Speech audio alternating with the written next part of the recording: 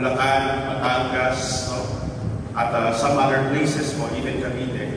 At kayo po, if I'm not mistaken, galing sa diocese ng Novaliches, no? Kay Bishop Gaa, Bishop Gaa, my former professor po sa San Carlos. Mapapasin po ninyo, ang katedral sa labas pa lang po ay nagpiprepare, no? Meron po construction na ginagawa.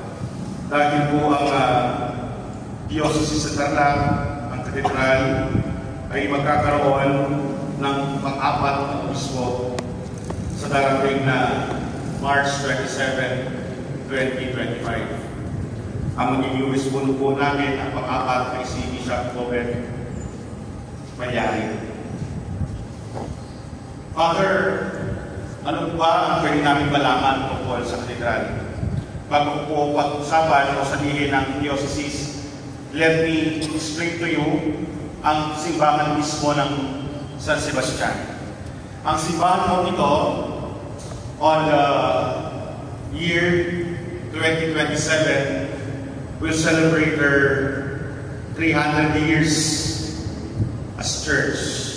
Okay? Kaya po kung dun sa harap ko mamaya, paglabas po ninyo, makikita po ninyo yung historical marker sa harapan. The church, San Sebastian Cathedral Parish, is established, or was established last 1727. Okay. Father, paano po nagsimula? Ito pong 1727 na ito, ang simbahan ng San Sebastian ay dating sakop ng Magalang, Pampanga. Dati po siyang parish ng Magalang. And then, ang nag-mission po dito sa Tarlac ay ang mga Agustinian Recoletos. Kung kaya po, ang bitbit nila ay ang San Sebastian image. Okay?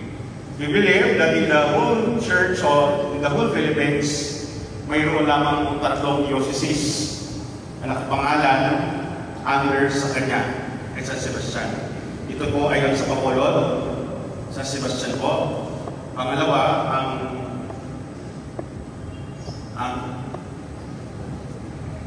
ano po? Very good. Ang Archdiocese of Limapo ay nakapangalan din kay San Sebastian. At dito po sa North and Central Luzon, ang Tarlac. Meron po sila tatlong communality, mapapansin po ninyo, ang Bacolod, ng Batangas, Oliva, at ang Tarlac. Ano po yun? Mayroon silang pagkakatulad na mayroong pare-parehong bulkan. Ang Laon, ang Taal, at ang Pinatubo. Bakit kaya? Because we believe that St. Sebastian is the patron saint of catastrophe, of pandemic, epidemic, mga sakit, mga trahedya. Siya po ang patron. Okay? Yun pa lamang po. At sa architectural design, if you have noticed, papansin po ninyo, puro patusok. No? Patusok. Bakit, Father? Dahil kung si San Sebastian ay naging martir, nung una ay sa pagpapala sa kanya, no? Ni Emperor Diocletian, na inakala ko nila, San Sebastian ay mamatay. Pero dahil sa kanyang pana ng palataya, he was saved. Pana ng palataya. We believe also in the Gospels, no? Gospel accounts, lagi sasabihin ni Kristo, you are saved or you are saved by your faith. Sa iyong pananampalataya, ikaw ay bumalik. Pana ng palataya. Kaya nga po, ito po ang ginawang architecture ni Father Alex Bautista, the late Father Alex, no? Ang na-design po ng Papal Visit sa Grandstand, sa kuha pare dito, sa Tarlac dati, na namatay na. Mapapasin po lahat patusok dahil po ito ay galing doon sa kanyang analogy ng arrow. Gothic design po ang tawag natin dyan. Ito po ay nilitulan sa minor basilica ng San Sebastian sa may Mendiola. Kung nakapunta lang po kayo. Halos ganito po din yung design niya. The colors of the sanctuary, kung papasin po ninyo, ay 12 colors. Huwag nyo nang bilangin, baka malilito lang po kayo. 12 po yan, ibig sabihin, the whole year round. The whole year round may doon. Ang San Sebastian Cathedral po ngayon, dito ay 4 po kaming pare. Ako po ang administrator ng cathedral mismo. At yan, dito din po ang Bishop's House.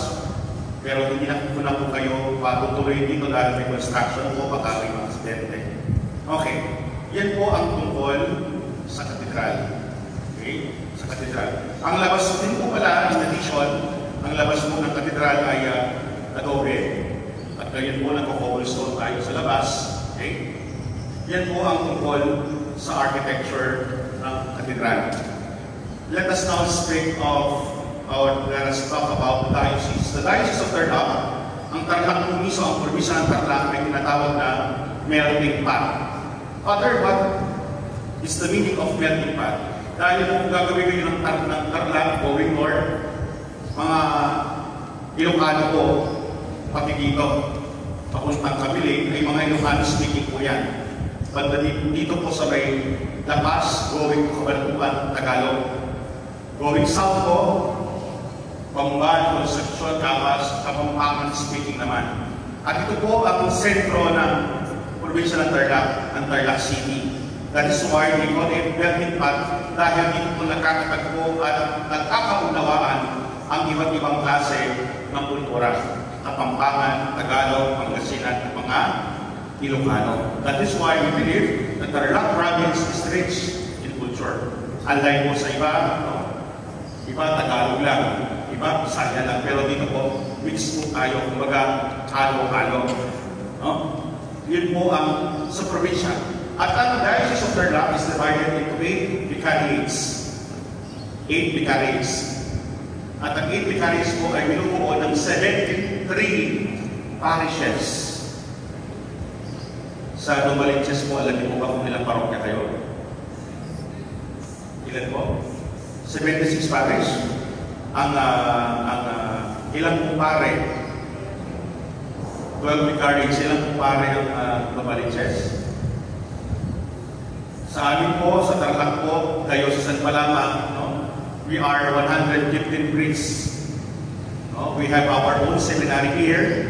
Meron din po kami konvento ng mga nagpapadre ng Our Lady of Peace, as the sisters of Our Lady of Peace, Dominican Sisters of Our Lady of Peace. Nandito din po ang presensya ng STB or Salesian of Don Bosco. We have also missionaries from the SSPS or Sisters of Holy Spirit dito po sa Diocese of Tarlac. Ang katedral po o ang Diocese of Tarlac ay pang-apat, kaya na po nang sabi ko sa inyo, ay pang-apat na ng bumispo. Okay? Dahil po ang noong 1963, noong i-declare na diocese ang Tarlac. 1963. Therefore, ilang years na po kami diocese? 60? 62. Very good. Magsi-62 po ngayong May 10. 62. At mapapasin din po ninyo sa katedral ng Tarlac, ang Diocese ng Tarlac, kung po kayo ay lilibot mamaya sa mga iba't ibang parishes, we have 2 canonically crowned na image of Mary. Una, ang Mother Dolorosa. Ang pangalawa po, ang pontifically crowned naman ng De La Merced. I don't know kung kasama po ito sa inyong itinerary, sa matatalain at sa may kapas.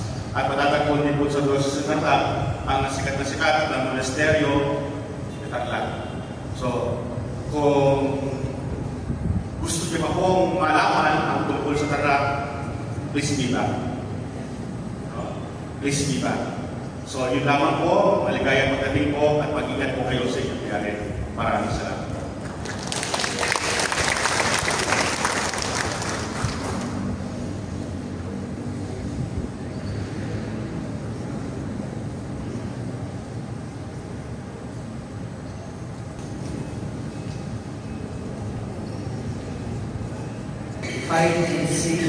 Station 5 and 6.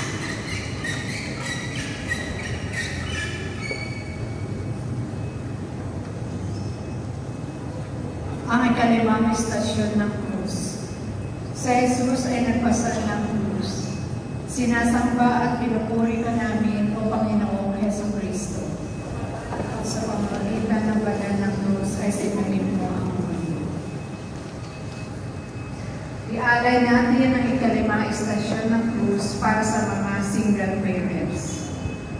Ang mabuting balita ng Panginoon ayon kay San Juan. Si Jesus ay ibinigay ni Pilato sa mga Hudyo upang ipako sa krus, patungo sa lugar na kung tawagin dako ng bungo, sa wikang Hebreo, Golgotha, ang mabuting balita ng Panginoon.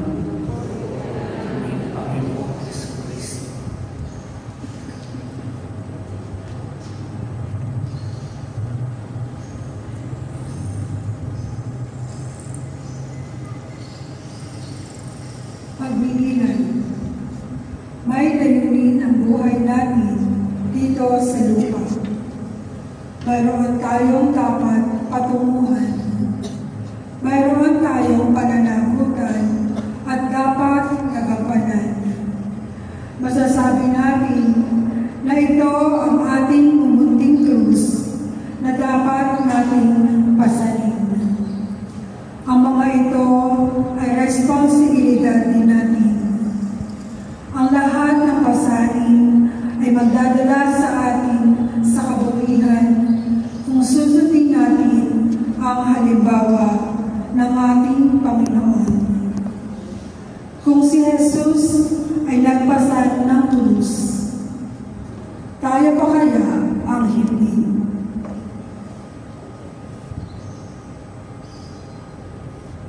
Panginoon, tinanggap mo ang krus na mabigat. Isa kami sa mga nagpatong ng krus sa iyong balikan. Ikaw ang nagbayad sa nagawa naming pagkakamali. Pagpapatawad ang iyong sinukli sa aming pagkakasala. Pag-ibig ang iyong ibinigay sa aming mga pagkukulang. Kay buti mo, Panginoon, subalit ano ang aming iginanti sa iyo? Ayaw na namin magtiis o magpakasakit. Palagi kami nakapupuna o nagtitintang.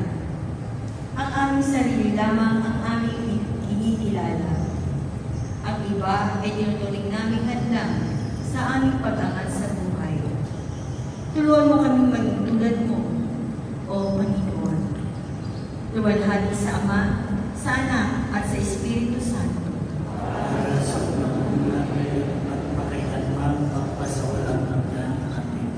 Patawad, Panginoon, patawad. Patawad, Panginoon, patawad.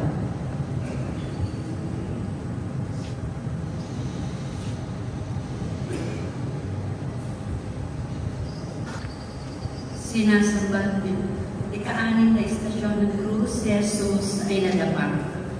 Sinasamba at pinupuri ka namin, O Panginoong Jesucristo.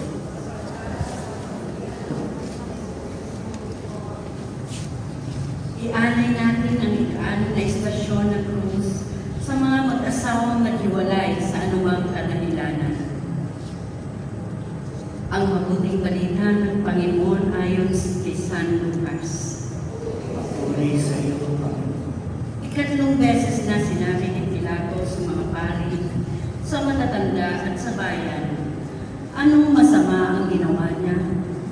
Wala akong nakitang dahilan para ipapatay siya. Kaya ipapahagupit ko siya at pakakawalan. Pero patuloy silang sumisigaw ng malakas at hiniling, ipako siya sa krus at lalo pang lumakas ang kanilang sigawan. Kaya ipinasya ni Pilato na gawin ang kanilang hinihingi. Pinakawalan niya ang taong kanilang hinihingi na mabilanggo dahil sa paghihimagsik at pagpatay. At ipinabaya si Jesus sa kanilang kagustuhan.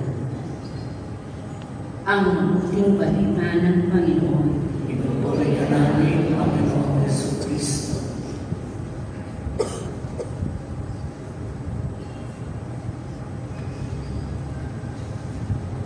Pagningilan. Ang tao'y hindi laging nagtatagumpay sa buong buhay niya. Hindi ang lahat ng oras ay mayroong kasayahan. Mayroon ding panahon ng kagipitan at ng kalungkutan. Mayroon ding oras ng pakikipagtunggali na tapwa hindi dapat manatili ang isang tao sa pagkagubo o sa kalungkutan. Kailangan niyang magsumikap. Ang mithin ng Diyos para sa tao ay isang buhay na makahulugan. Nais niya na ang tao ay laging nagpupunyagi at hindi umaayaw kung may mga iisip.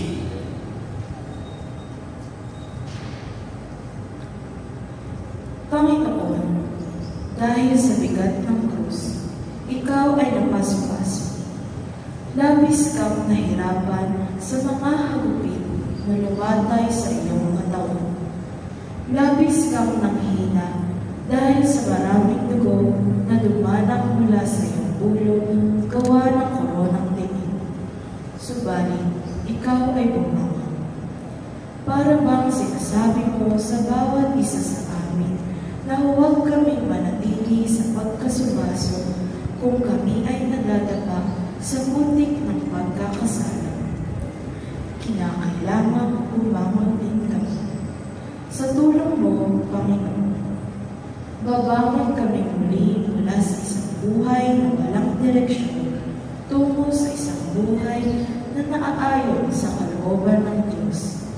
Babangon kami sa pagkakaalipin sa mga bisyong sugal, alak o drugs, tungo sa isang buhay na nakalaang maging kasangkapan mo sa iyong misyong pagliligtas dito sa lupa.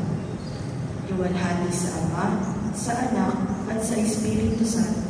Kaparahan ng ulang ngayon at magpakailanman magpasawag ng ulan, siya naman. Patawad, Panginoon, patawad. Pumahimik po tayo ngayon para sa ating kahilingan, para sa unang beses pa lamang pumasok sa simbahan na ito.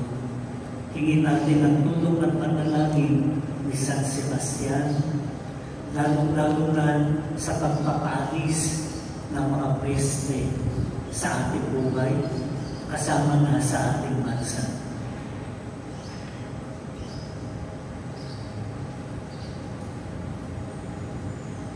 Para sa inyong mga kahilingan,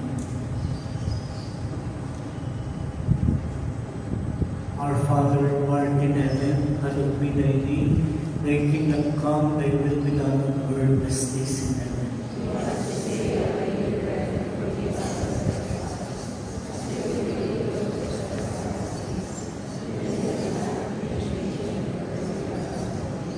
Hail Mary, full of grace, the Lord is with you. Blessed are you among women, blessed is the fruit of thy womb, Jesus.